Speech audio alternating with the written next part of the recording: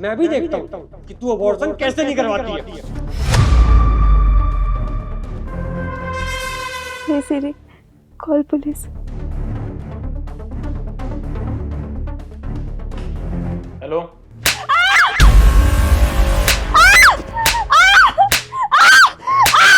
मार बेटा मार, और तब तक मार जब तक ये अबॉर्शन के लिए तैयार ना हो जाए। आप दोनों ऐसा क्यों कर रहे हो? मैंने और मेरी बच्ची ने आपका क्या बिगाड़ा है? सुन, इसने अभी तो कुछ नहीं बिगाड़ा है, लेकिन पैदा होने के बाद ना ये मेरे बेटे की जिंदगी जरूर बिगाड़ देगी। अरे कैसी औरत है ये, एक लड़का नहीं दे सकती। अरे इसको पैदा करके अपने ऊपर बोझ लादना है क्या? पहले इसको पढ़ाओ लिखाओ, फिर इसकी शादी करो, दहेज दो। हमारे पास इतना पैसा नहीं है। सही कहा पापा आपने।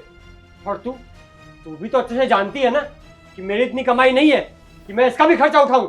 मैं आप दोनों के आगे हाथ जोड़ती हूँ, प्लीज मुझे और मेरी होने वाली बच्ची को छोड़ दो।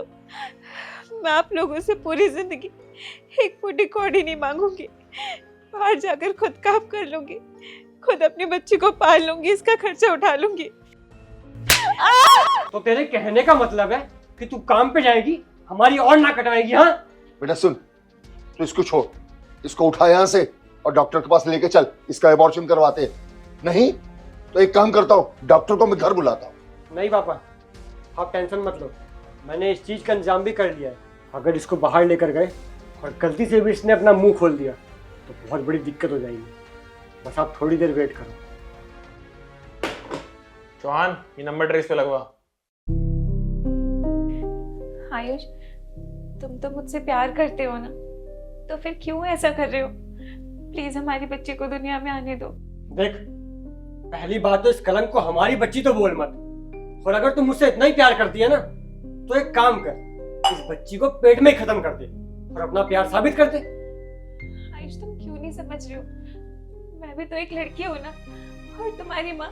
देख, मैं तुझसे आखिरी बार बोल रहा हूँ, साफ सीधी सी बात है, मेरी इतनी औकात नहीं है कि मैं इसका भी खर्चा उठाऊं, समझी?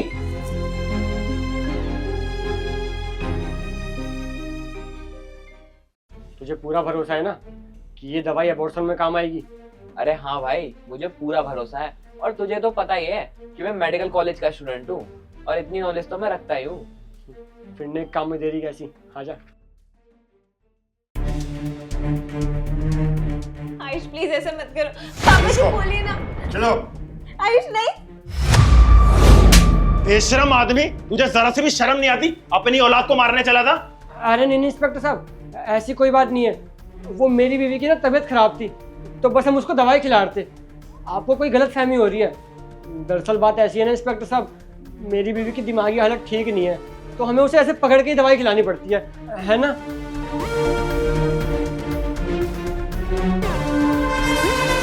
अच्छा, तो ये दवाई दे रहे थे? ये दवाई ना इंस्पेक्टर साहब सर दर्द में काम आती है। एबॉर्शन की दवाई कब से सरदर्द में काम आने लग गई? मैडम आप बताओ। इंस्पेक्टर साहब, ये मेरे ससुर और मेरा पति जबरदस्ती मेरा अबॉर्शन कराना चाहते हैं। ये जो लड़का है ना, ये मेरे पति का दोस्त है, मेडिकल स्टूडेंट है ये, और इसी ने इन्हें इलीगल तरीके से बताया कि मेरे पेट में बच्ची है और ये अबॉर्शन की दवाई भी ना यही लेकर आया है। तुझे शर्म नहीं आई इतनी घिनौनी हरकत करते हुए? तेरे माँ बाप तुझे इसलिए पढ़ा लिखा रहे हैं कि तू इस पढ़ाई का गलत काम में इस्तेमाल करे? तुझसे तो मैं थाने में चल के बात करता हूँ। चलो तुम तीनों थाने। इंस्पेक्टर साहब, हमसे गलती हो गई इंस्पेक्टर साहब। देखिए, हम आपसे वादा करते हैं कि आज के बाद हम इसको अपनी बेटी की तरह मानेंगे और इसकी बच्ची को भी हम अपना लेंगे। माफ कर दीजिए सर, माफ कर दीजिए। क्या लगता है मैडम आपको, देना चाहिए इनको मौका? सुधर जाएंगे ये?